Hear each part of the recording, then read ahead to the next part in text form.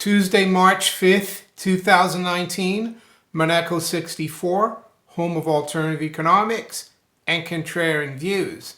This morning I want to compare some numbers from the Obama administration and from the Trump administration, and from the 2008 election to the 2016 election to the present day, just to clarify some things. And I want to emphasize, I'm not political at all. I think politics is a distraction, left and right, is to keep people divided and to make people believe that they're actually in charge of their own destiny. Until we get rid of left and right, I don't think people will ever be free, because we'll be able to, because we won't be able to actually look after ourselves and have small government. So off the bat, I want to say I'm not pro-Obama, I'm not pro-Trump, even though I thought Trump was going to be different when he was running in 2016, and I said it. All the things he was saying, though, sounded like he was going to fight the globalists. He was going to fight for small government. He was going to abolish the Federal Reserve. He was going to lock up criminals. And he hasn't done that, much like George W. Bush. I remember when he campaigned in 2000, he said he was going to take America down a path of a humble foreign policy, George W. Bush. And look what happened after that. So I'm going to compare some numbers.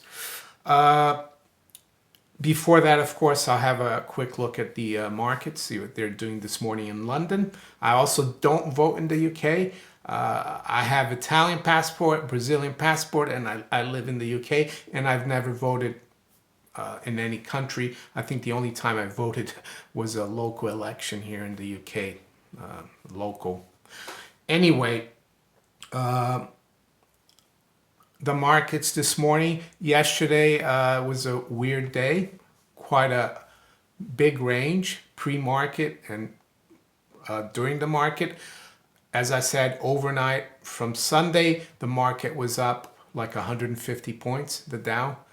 And at one point late yesterday, I think we were, at one point yesterday, early afternoon in the US, the Dow was down as much as 400. And it did rebound and finish down 206. The S&P finished down 11. So less than 1%, but not a great day. So right now it's 10 to 8 a.m. London. We've got spot gold at 12.85. So gold is continuing to get it on the chin. For now, the price of gold, still not concerned. I talked about Catherine Austin Fitts yesterday, one of her interviews with Greg Hunter, her latest interview. And one thing she said about treasuries as well, why she doesn't invest in treasuries anymore, not only because of the accounting, but also she said it, and it's something I've said before. She said, do you really want to finance these people? Because leaving your money in treasuries or Federal Reserve notes, that's what you're doing. You're financing the deep state, criminal government, and that's why I'm not concerned. And it's the same thing for every country, the UK, Europe. So that's why I've got no problems with having some of my savings in physical precious metals, gold and silver. The range in gold has been 12, just below 1290, and the low is right here, 1284.50. Silver is unchanged, 1507. The low has been 15, just above 15, and the high 1518. The Dow is unchanged right now. Futures 25,823. S&P is down under a point at 2792, and the NASDAQ 100 futures is down 5.7145. So fairly quiet right now. The pound is down 0.1%, 131.65. In relation to Brexit, from what I've seen in the mainstream, I don't really watch television, but some of the articles and some of the headlines, it looks like things are turning towards a no deal, and it looks like also the hard Brexiteers are not going to cave into May's deal, and I don't think the EU is going to let her change things. So it's still looking very uncertain whether on March 29th we leave with a deal or we'll leave with no deal, or whether it's delayed. I'm not sure it's going to be delayed, the exit. So anyway, Euro is down 0.15%, 113.22. The dollar is up 0.13 versus the yen, 111.88. And the dollar virtually unchanged against the Chinese yuan, 670. Crude oil, WTI is down a third at 56.50. Brent down a third as well at 65.39. The 10-year yield dropped yesterday by about 3 basis points to 272. So before I go on to comparing some numbers between Obama and Trump, I'll just answer a question from one of the viewers about buying gold coins. And the viewer asked if Krugerrands are fine to buy. Definitely Krugerrands. Krugerrands are known the world over and are very famous bullion coin. 1 ounce. You have 1 ounce Krugerrand coins. You've got half an ounce Krugerrand coins.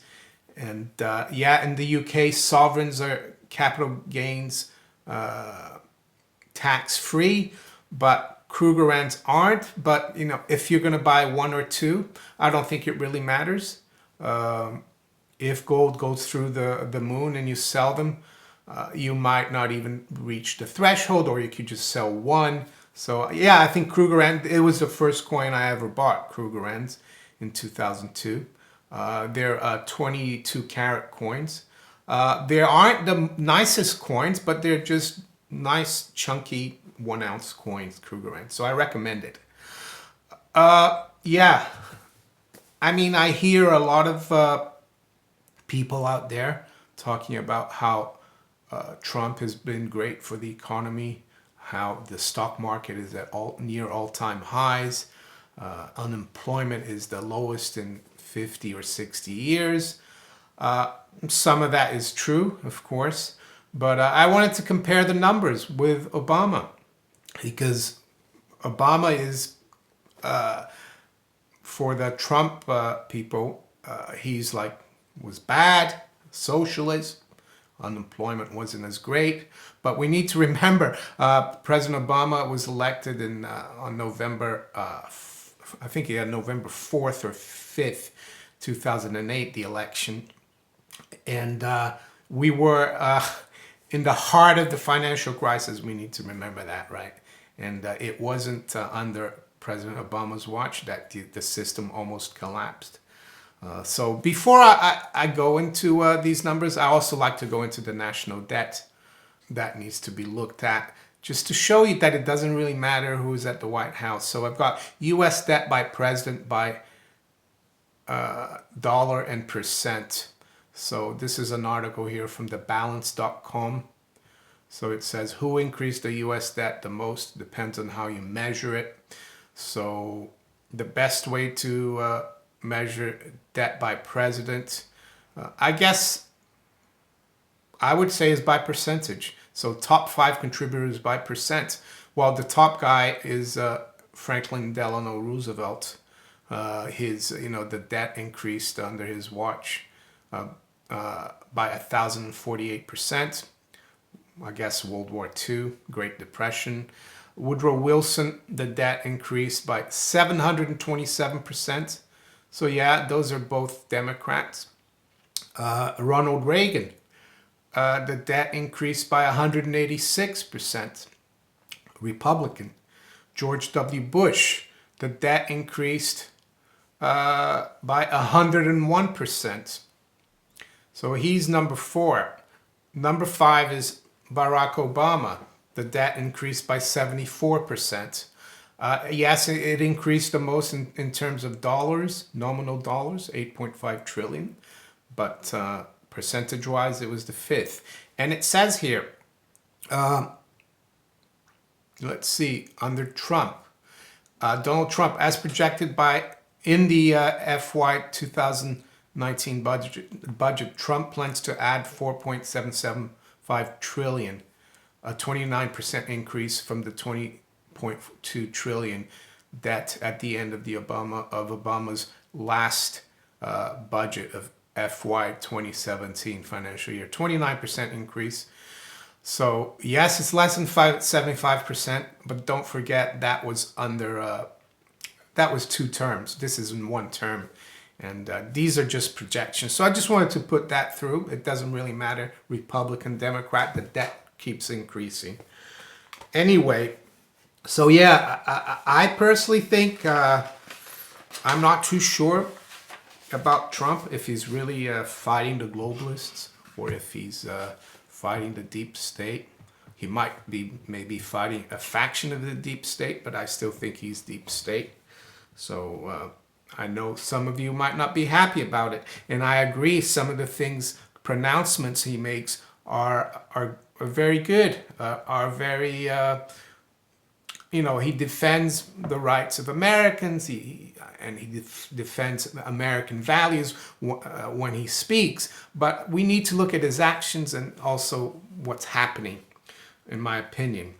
So I wanted to look at, because a lot of people talk about how under President Trump things are great, all the economy is doing great.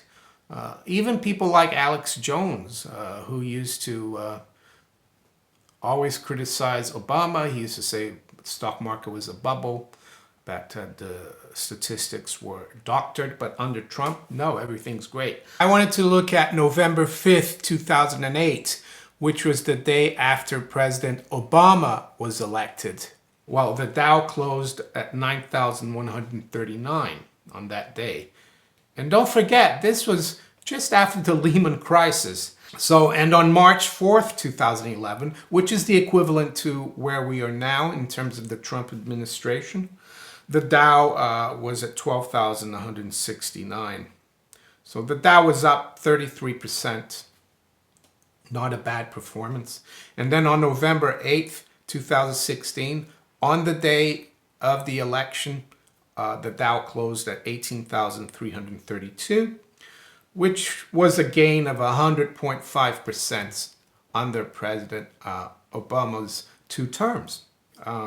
I know his term finished in January 2017, but let's give the credit for the Dow, if the Dow moved up after the election day, to President Trump, right? Because Obama was a lame duck president. So November 9th, 2016, the day after the election, well, the Dow closed 18,613.52. Yesterday, the Dow closed 25,819.65, up 39%. Wow, that's 6% better than Obama. But one thing I would say, back in 2008 to 2011, the United States and the rest of the world was coming out of a financial crisis that almost collapsed the system. So keep that in mind. So the other thing I like to talk about, and these, I don't believe any of these statistics anyway. I mean, they don't reflect really the reality out there. The unemployment rate doesn't count the millions and millions of people who have given up looking for a job. There are almost 100 million people who are not participating in the labor force and could be participating. So keep that in mind. But so I like to look at the unemployment rate under Obama and what it has done under President Trump. So I've taken, because we're told that Trump is doing great, Obama didn't do a great job, but, and I'm not defending any of these guys. I'm just saying it just doesn't matter who's in power and don't buy into the propaganda. So January 2009, which is when Obama took the reins, unemployment rate was 7.8%. And and I went to January 2017, when Obama handed power over to Trump. Unemployment rate was 4.7%. So that's a 40% drop, 7.8 to 4.7.